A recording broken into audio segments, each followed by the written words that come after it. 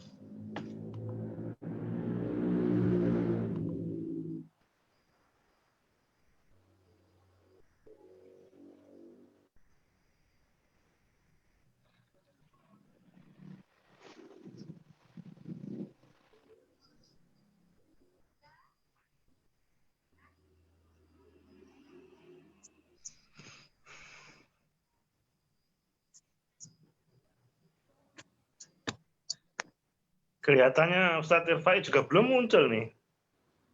Iya, begitu Ustadz. Ya, sejauh ini belum nongol.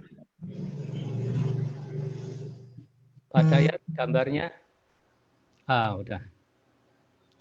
Sudah 19 partisipan Pak Dayat bergabung. Live Facebook Pak Dayat. Oke.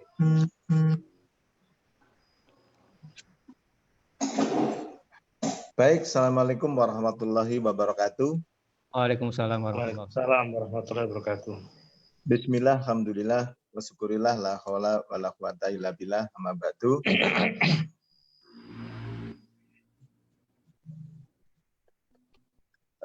Mari kajian kita, pimpinan daerah Muhammadiyah Kabupaten Blitar, kajian online yang rutin diselenggarakan mulai dari sebelum Ramadan hingga sampai hari ini, dan mudah-mudahan kita senantiasa istiqomah untuk melakukan kajian di sore hari ini. Untuk itu, mari kajian kita pada sore hari ini kita buka bersama dengan bacaan basmalah. Bismillahirrahmanirrahim. Pertama, mari kita panjatkan rasa syukur kita kehadirat Allah Subhanahu wa Ta'ala atas segala limpahan rahmat nikmatnya pada kita semua. Hingga detik ini, hingga hari ini, hingga saat ini, Allah masih memberikan keluasan kepada kita semua. Kita masih diizinkan untuk melaksanakan ibadah Ramadan. Dan Allah juga masih memberikan nikmat iman, Islam, sehat dan sempat untuk bergabung dalam kajian sore hari ini. Mudah-mudahan apa yang kita lakukan semuanya dicatat oleh Allah sebagai amal ibadah kita bersama. Sholawat dan salam senantiasa tercurahkan kepada junjungan besar Nabi Muhammad SAW, keluarga, sahabat, dan pengikutnya yang senantiasa setia mengikuti sunnah-sunnahnya. Jamaah yang dirahmati Allah, sebagaimana yang sudah diupload sore hari ini, harusnya Ustadz Irfai, mudah-mudahan beliau segera bergabung untuk mengisi kajian kita di sore hari ini. Sekali lagi, apakah Ustadz Irfai sudah bergabung? Kalau belum bergabung, mohon Ustadz Dudung untuk segera kita memulai kajian kita di sore hari ini agar waktu dan efektif kita dalam kajian ini bisa berjalan dengan baik. Waktu dan tempat, saya persilahkan. Assalamualaikum warahmatullahi wabarakatuh. Waalaikumsalam warahmatullahi wabarakatuh. Alhamdulillah, asyhadu an la ilaha illallah wa asyhadu anna Muhammadar Rasulullah. Sholatan wa salaman ala nabiyyina wa rasulina Muhammad wa ala alihi wa ashabihi amma ba'd. Kajian sore hari ini oleh Ustadz Irfai dengan tema ibadah. Nanti kami sampaikan sekilas biar nanti tanya jawab. Untuk memahami ibadah ini, paling tidak kita punya 8 kendali. Yang pertama yaitu arti dan pengertian ibadah. Yang kedua, hakikat ibadah. Hakikat ibadah itu apa? Yang keempat, fungsi ibadah. Yang ketiga, fungsi ibadah. Yang keempat, dasar hukum beribadah. Dasar hukum beribadah. Yang kelima, ruang lingkup ibadah. Yang keenam, syarat diterimanya ibadah. Yang ketujuh, hikmah ibadah. Hikmahnya apa ibadah itu? Yang kedelapan, keutamaan ibadah. Jadi kenapa orang itu malas beribadah? Karena mungkin tidak paham dengan 8 kendali itu. Itu diantaranya itu. Baik, kita bahas dari yang pertama.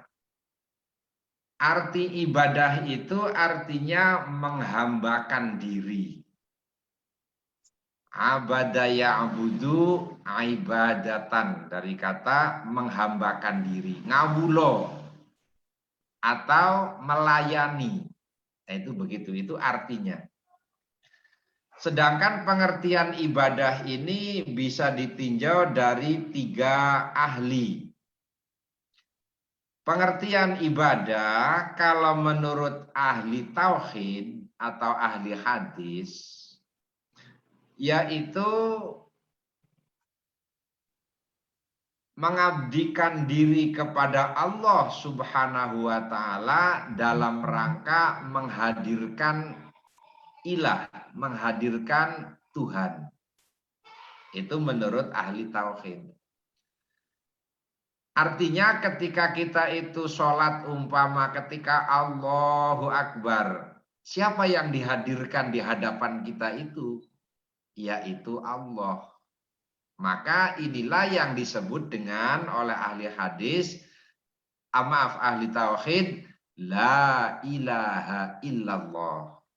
Jadi kalau menurut ahli tauhid itu mengabdi kepada Allah untuk mewujudkan secara nyata siapa yang dihadapi oleh kita, yaitu Allah Subhanahu wa ta'ala. Kalau kita sedang sholat sendirian di kamar, siapa yang kita hadapi? Hanya Allah Subhanahu wa ta'ala. Yang kedua, menurut ahli akhlak. Menurut ahli akhlak. Pengertian ibadah menurut ahli akhlak ini yaitu perilaku pengabdian untuk mengerjakan kewajiban-kewajiban dari Allah. Jadi akhlak itu berbicara tentang perilaku, maka menurut ahli akhlak, perilaku pengabdian untuk melaksanakan kewajiban-kewajiban dari Allah. Yang ketiga, menurut ahli fikih. Ibadah, pengertian ibadah menurut ahli fikih itu mengabdi kepada Allah untuk melepaskan diri dari tugas sebagai khalifah. Jadi pengabdian diri kepada Allah untuk melepaskan, membebaskan tugas dari Allah, kita sebagai khalifah. Yang dalam bahasa usul fikih itu disebutnya dengan bara'atul zimmah, melepaskan tanggungan. Jadi kalau orang ini sudah sholat, ya sudah lepas. Sudah bebas dari tuntutan melaksanakan itu menurut ahli fikih. Yang kedua, hakikat ibadah. Apa hakikat ibadah itu? Hakikat ibadah itu adalah pertama, tujuan hidup manusia. Jadi hakikat ibadah itu tujuan hidup manusia.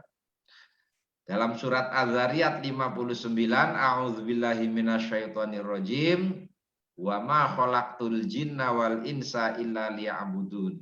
Jadi ibadat itu hakikat tujuan hidup. Jadi tujuan hidup itu bukan yang lain-lain, hakikatnya adalah ibadah. Yang kedua, hakikat ibadah itu memenuhi apa yang dicintai oleh Allah.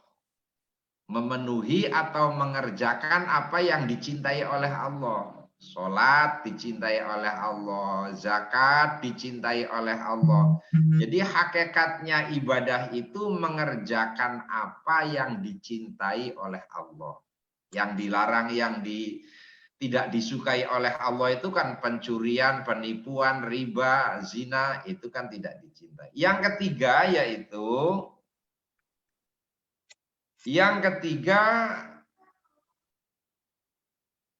mengerjakan perintah-perintah sesuai kemampuan. Hakikat ibadah ini mengerjakan perintah dari Allah sesuai dengan kemampuan. Yang keempat yaitu cinta kepada Allah. Jadi hakikat ibadah itu sebagai bukti cinta kepada Allah. Yang kelima sebagai ridho kepada Allah. Ridho, rela kepada Allah, maka buktinya dengan ibadah.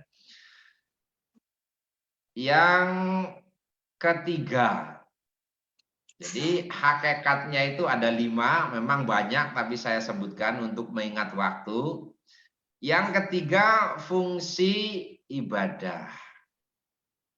Apa sih fungsinya ibadah ini?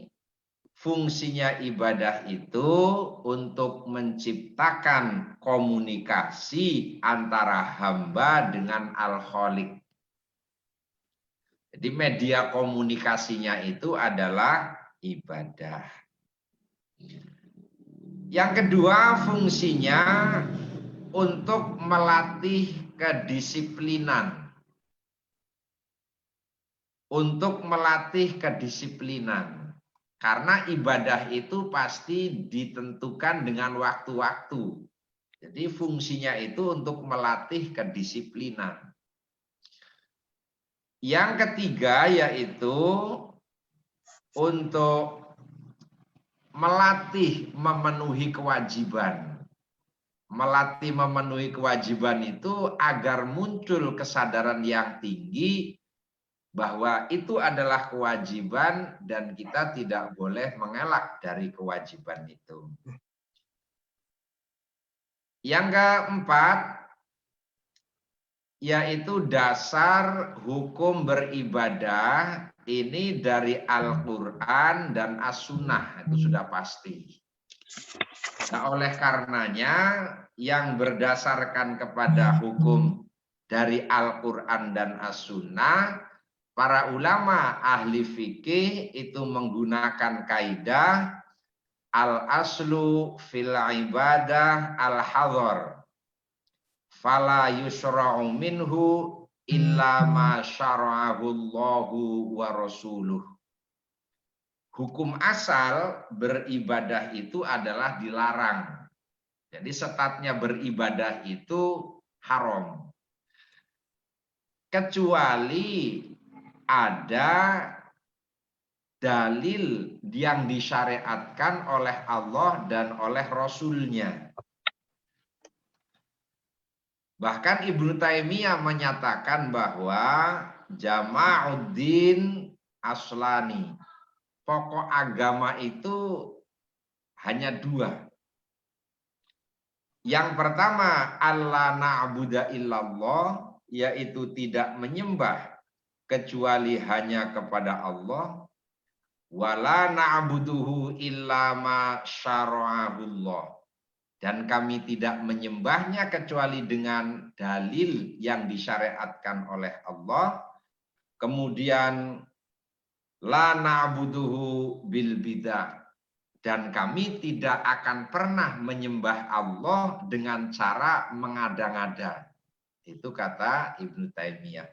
Nah, konsekuensi dari kaidah itu yang bersumber dari Al-Quran, As-Sunnah, kemudian ulama membuat kaidah-kaidah, konsekuensinya ada 4. Konsekuensi ibadah karena harus dari Al-Quran, Sunnah itu ada 4. Ringkas saja, yang pertama, yang menetapkan hukum syariat itu hanya Allah dan Rasul-Nya. Jadi kita tidak bisa membuat bentuk peribadatan. Ini jadi haram, itu nggak bisa. Jadi yang menetapkan hukum syariat itu hanya Allah dan Rasul-Nya. Yang kedua,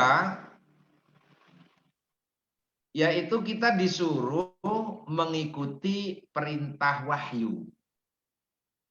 Jadi kalau kita itu beribadah harus mampu menunjukkan dalil yang memerintahkan. Karena di dalam surat Asy-Syura ayat 21, am lahum syuraka'u syara'u lahum minad dini al-ayah, apakah orang-orang kafir itu memiliki Tuhan-Tuhan selain Allah yang menentukan syariat kepada mereka? Itu tidak bisa. Yang membuat syariat hanya Allah. Yang ketiga, konsekuensinya, yaitu larangan berkata-kata tentang Allah tanpa ilmu. Jadi larangan berkata-kata tentang Allah tanpa ilmu. Maksudnya tanpa Al-Quran, tanpa Al-Hadis. Umpama menentukan hukumnya ini haram, hukumnya ini halal. Itu tidak dibenarkan. Minimalnya dengan ijma, qiyas, istihsan yang menjadi sumber ijtihad. Jadi tidak boleh asal ngomong kemudian menentukan, itu tidak boleh. Yang keempat, konsekuensinya adalah larangan membuat-buat perkara baru dalam agama. Larangan membuat perkara baru dalam agama. Sebab Islam itu agama yang sudah sempurna. Dalam surat Al-Maidah ayat 3, al-yauma akmaltu lakum dinakum ila akhiril ayat. Kemudian karena ada hadis dari imam yang diriwayatkan oleh Imam Muslim, man amila amalan laisa alaihi amruna fahuwa raddun. Itu hadis sahih. Barang siapa mengamalkan satu amalan yang tidak ada perintah dari kita, dari Allah dan Rasulnya, maka tertolak. Kemudian ada hadis dari Imam Bukhari, man ahdasa fi amrina hadza ma laisa minhu fahuwa raddun.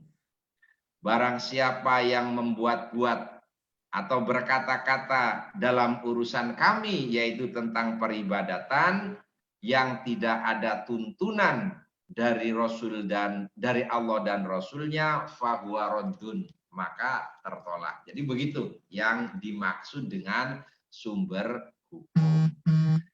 Yang keempat, urutan yang keempat. Urutan yang keempat yaitu ruang lingkup ibadah. Ruang lingkup. Yang kelima, maaf, yang kelima, ruang lingkup ibadah.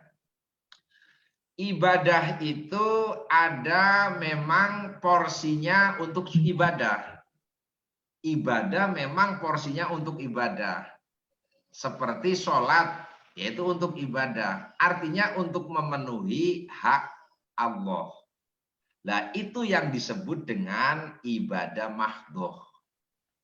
Jadi ibadah mahdhoh itu ibadah atau perbuatan yang ditujukan untuk memenuhi hak Allah. Ini namanya ibadah mahdhoh. Lah ibadah mahdhoh itu arahnya agar orang itu menjadi bertakwa. Pelaku itu diharapkan menjadi orang yang bertakwa.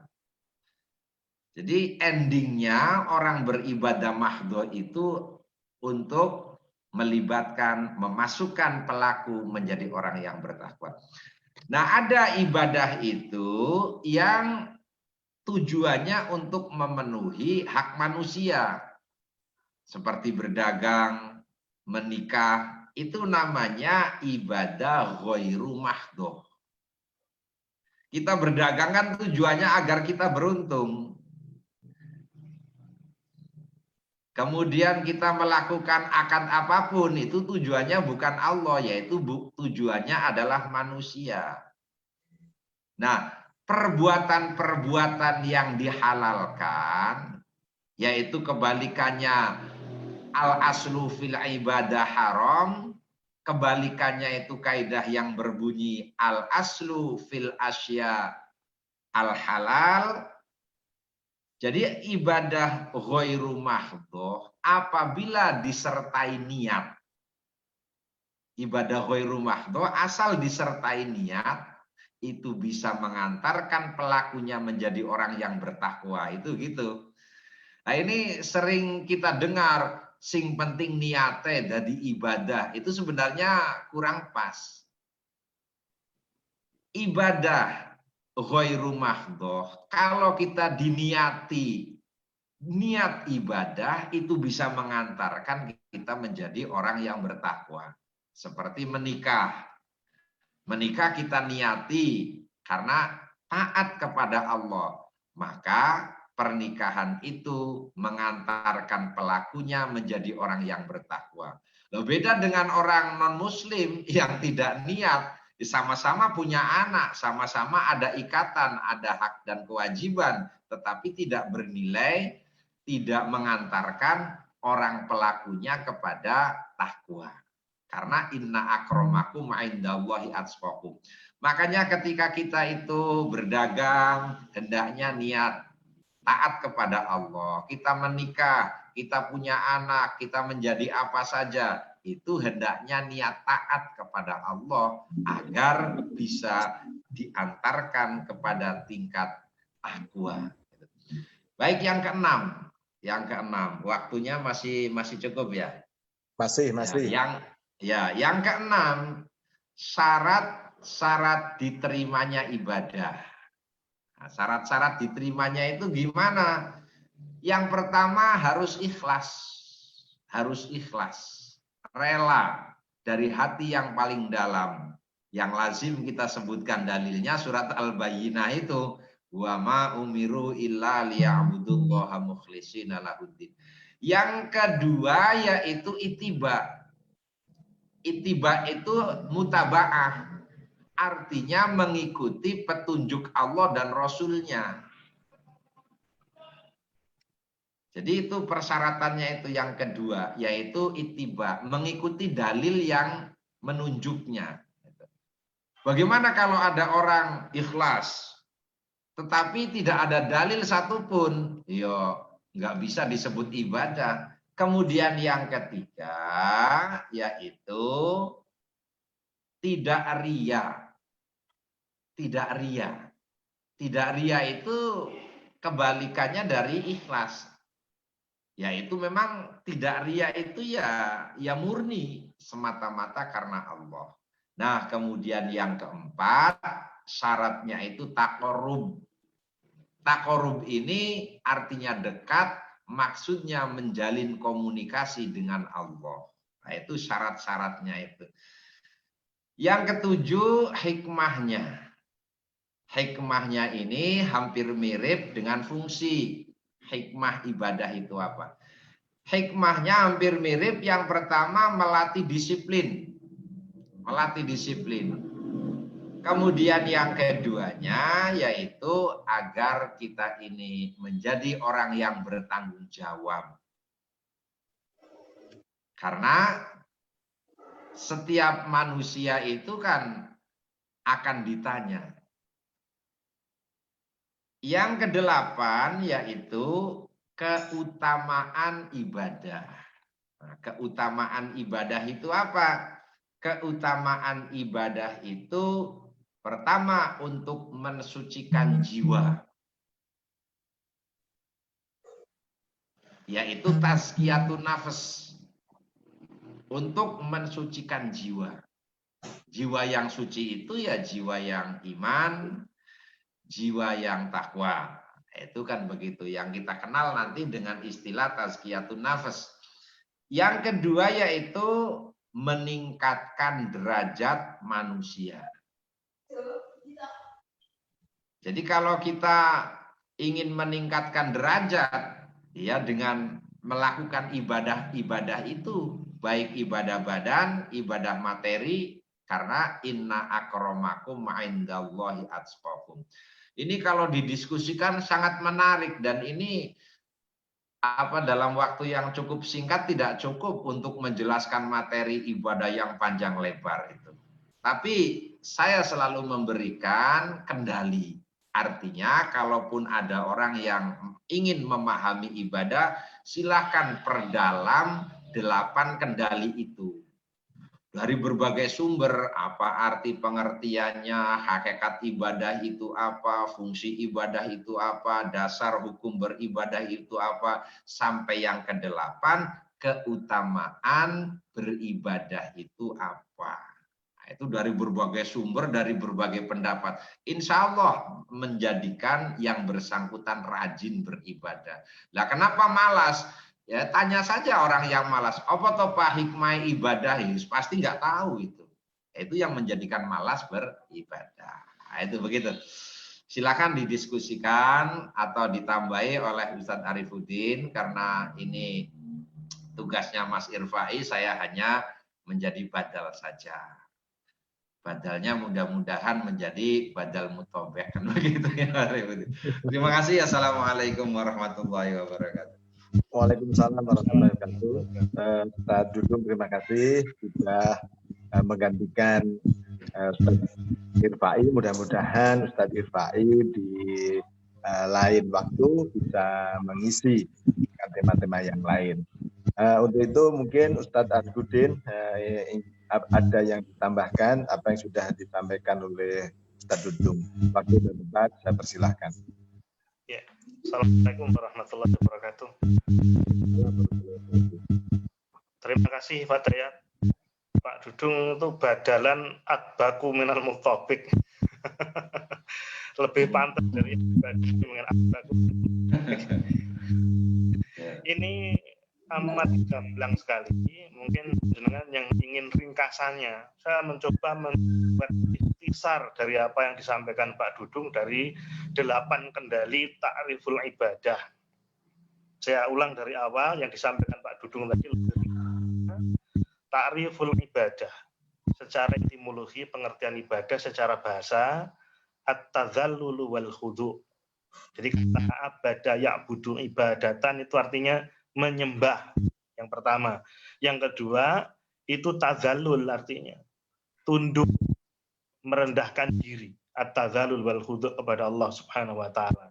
Sedangkan secara etimologi, secara terminologi, ringkasnya yang dijelaskan Pak Dudung tadi, secara terminologi itu adalah ismun jami'un likulli ma yuhibbuhu Allah wa yardahu minal aqwali wal a'mali al batinah wal zahirah. Jadi yang dimaksud ibadah itu apapun istilah ya, yang kalau dikumpulkan apapun istilah yang itu dicintai dan diridhoi oleh Allah dari golongan perbuatan, ya, perkataan, baik yang batin maupun yang lahir, itu namanya ibadah seperti itu. Tadi sudah disinggung Pak Dudung, tapi lebih ringkasnya panjenengan bisa catat ulang arkanul ibadah, rukun dari ibadah. Rukun ibadah itu 3. Tadi sudah disebutkan oleh beliau. Jadi lebih simpelnya kalau dengan buat skema, arkanul ibadati salasah.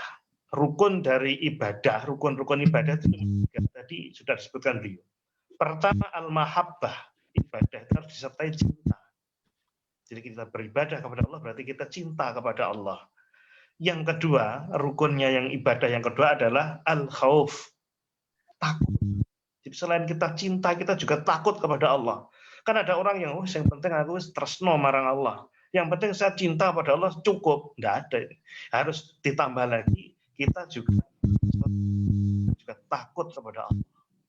Yang ketiga, yang terakhir di rukun ibadah adalah ar-roja. Kita mengharap kepada Allah Subhanahu wa Ta'ala. Kita cinta kepada Allah, kita takut kepada Allah, tapi kita berharap agar ibadah kita itu diterima, diridhoi oleh Allah Subhanahu wa Ta'ala. Tadi syarat sudah disebutkan oleh Ustaz Dudung, ada 4 tadi Ustaz ya. Ringkasnya ada 2 dari 4. 5. Yang di hakikat 5 itu. Yang di hakikat ini syaratnya. Surutus sihatul ibadah wa qabuliha. Syarat diterimanya dan sahnya ibadah itu ada ringkasnya ada 2 poinnya. Yang pertama al-ikhlas, termasuk yang namanya ikhlas itu at-tajrid. Artinya murni, memurnikan ibadah untuk Allah. Artinya diduriya yang jelas ya. Yang kedua mutaba'atur rasul, mengikuti apa yang disebutkan Rasulullah Muhammad SAW. Tapi di kalangan ahli fikih tadi sudah singgung Dudung, ada yang lain. Memang untuk urusan ibadah mahdhah tadi disebutkan usul fikihnya al-aslu fil ibadati at-tahrim ila dalla alaihi syari'. Semua ibadah itu haram kecuali diperintahkan oleh syariat. Syariat apa? Al-Qur'an dan sunnah serta ijma'nya. Karena apa? Alaikum sunnati wa sunnatil khulafa'i rasyidina min ba'di tamassaku bin nawajid. Jadi seperti tarawih itu kan yang menetapkan sahabat. Ijma' itu. Nah, berikutnya model ibadah itu ada 2. Naul ibadah nau'ani. Jadi ibadah kauniyah serta ibadah syar'iyah. Itu ibadah yang kaitannya dengan alam. Pengertiannya, kita harus tunduk dan patuh kepada Allah mengenai sifat alam yang sudah diciptakan oleh Allah. Ya. Contoh, besi apa itu? Api itu panas. Jadi kita masukkan api pasti terbakar. Itu maksudnya kita harus tunduk kepada ketentuan Allah yang sifatnya kauniyah. Sedangkan yang syariah berarti apapun yang diperintahkan oleh Allah. Insya Allah itu. Jadi kalau kita tahu terutama mengenai hikmah itu tasrih ibadah, hikmah kenapa ibadah, maka kita akan menjadi orang-orang yang memiliki hamasah yang kuat, memiliki rubah, memiliki motivasi yang kuat untuk beribadah. Orang yang malas beribadah pasti tidak tahu apa itu ghayat ibadah, tujuan dari ibadah. Insya Allah itu. Baik, Ustadz Arifudin dan Ustadz Dudung yang sudah menyampaikan temanya pada sore hari ini terkait dengan ibadah. Tadi disampaikan Ustadz Dudung ada 8 dari hal-hal yang terkait dengan ibadah. Untuk itu pada sore hari ini saya ingin membuka sesi tanya jawab. Untuk itu saya persilahkan yang ingin menanyakan. Dipersilahkan.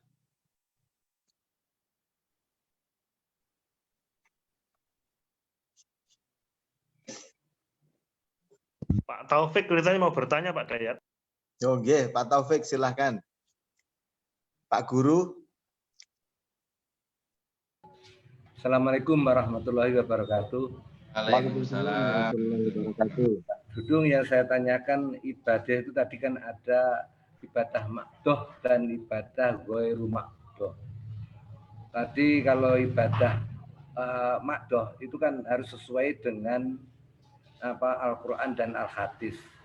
Tapi untuk ghairu makdoh itu apa juga harus sesuai dengan dengan Al-Hadis atau Al-Quran, atau sesuai dengan misalnya tentang dagang zaman Rasulullah nggak ada harus sesuai dengan ahlinya, tanya. Kalau tentang perang itu zaman Rasulullah kan nggak ada. Jadi itu yang saya tanyakan, apakah ghairu makdoh itu harus sesuai dengan dalil. Terima kasih Pak Dudung. Assalamualaikum. Ya, terima kasih. Ibadah mahdhoh, ibadah yang untuk memenuhi hak-hak Allah ini dalilnya biasanya lengkap, yaitu dari sebab, syarat, dan larangannya lengkap semua. Artinya baik di dalam hukum taklifi dan hukum wad'i itu lengkap. Nah, sedangkan yang ada pada ibadah ghairu mahdhoh itu bermacam-macam keadaan. Ada yang ada haddun ghairu mahdudin. Ada ketentuan tapi tanpa batas. Berapa tidak ada ukuran maksudnya. Seperti setiap laki-laki wajib memberi nafkah kepada keluarganya. Nah, itu berapa jumlahnya? Allah tidak menentukan. Itu dalam ibadah ghairu mahdhoh. Maka memberi nafkah kepada keluarga itu harus diniati taat kepada Allah. Kalau taat, orang yang bersangkutan itu namanya orang yang bertakwa. Memberi mas kawin itu wajib. Tetapi Allah hanya menyebutkan kewajibannya saja, besarannya berapa juta, berapa ratus ribu, itu tidak disebutkan sesuai dengan kadar kemampuan. Nah, itu namanya ibadah ghairu mahdhoh. Jadi ada ibadah ghairu mahdhoh itu yang kadang-kadang hanya menyebutkan judul. Tetapi ada juga ibadah yang ghairu mahdhoh itu yang lengkap sekali. Biasanya yang lengkap sekali itu yang menyangkut hak asasi manusia, khususnya anak kecil. Maka bagaimana tentang merawat anak yatim itu lengkap. Bagaimana tentang pembagian waris itu lengkap karena menyangkut hak asasi.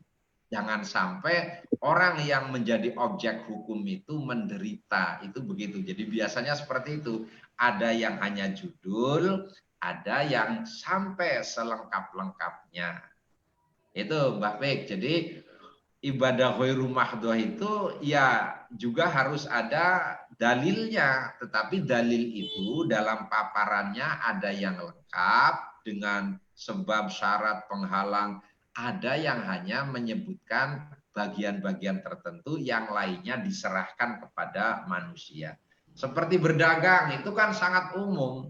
Tentang bungkus, tentang cara pengangkutan itu tidak disebutkan. Tetapi Allah hanya menyebutkan wa ahallallahul bai'a wa harrama riba.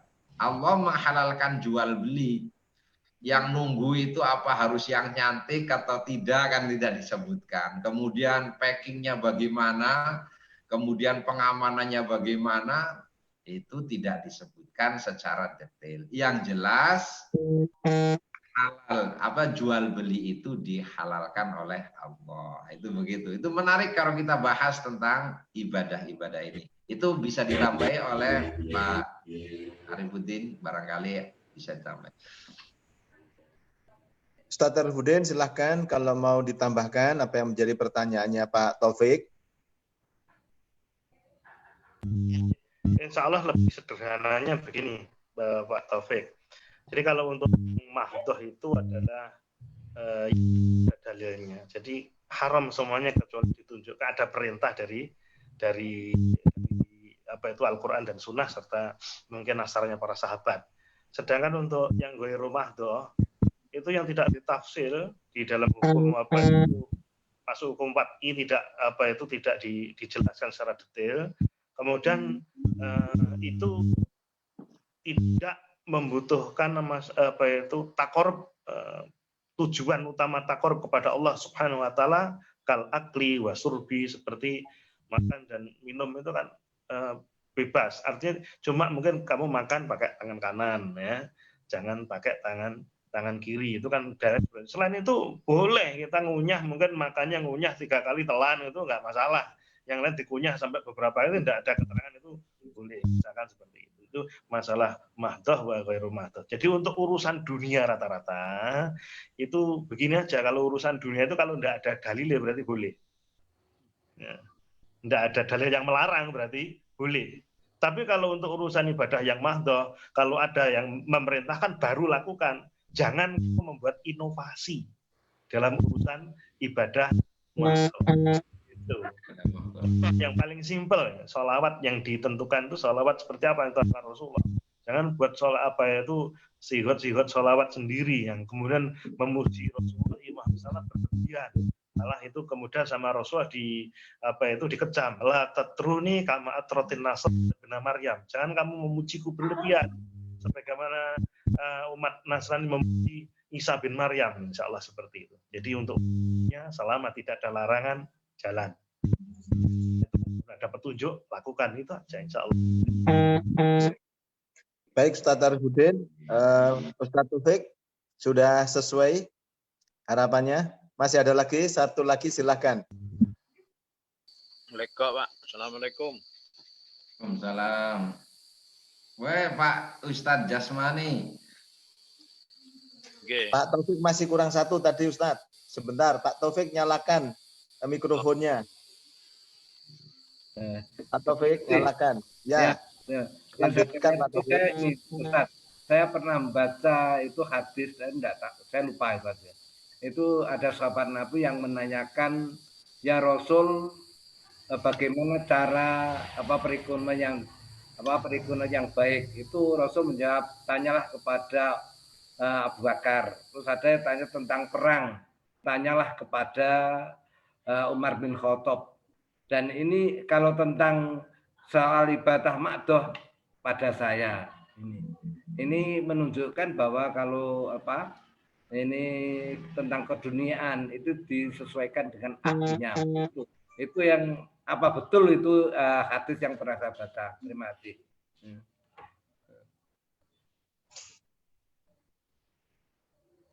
Ustaz Dudung, dinyalakan mikrofonnya dulu.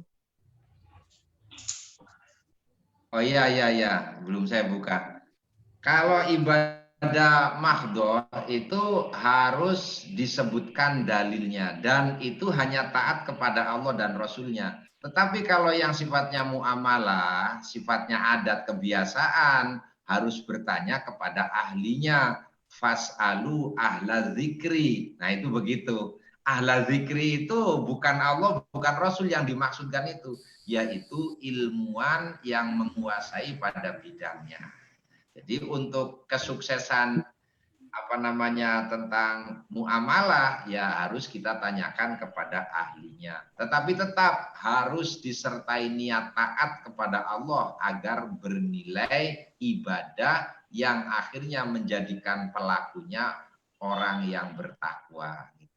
Itu Mbak Fik, wah bagus sekali pertanyaannya ini. Silakan sekarang Mbak Jasmani. Partisipan dan seluruh jamaah yang dirahmati Allah, waktu kita sudah menunjukkan, insya Allah ini paling tinggal kurang setengah menit sudah maghrib, atau bahkan ada yang sudah maghrib. Karena kita bagian daripada disunahkan untuk segera berbuka, maka dengan secara terpaksa kajian kita sore hari ini saya tutup. Mari kita tutup bersama dengan bacaan hamdalah dan doa hafdzul majlis. Alhamdulillah.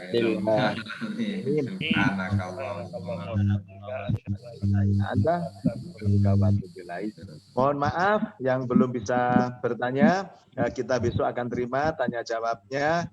Kita akhiri dengan tadi hamdalah dan assalamualaikum warahmatullahi wabarakatuh. Waalaikumsalam.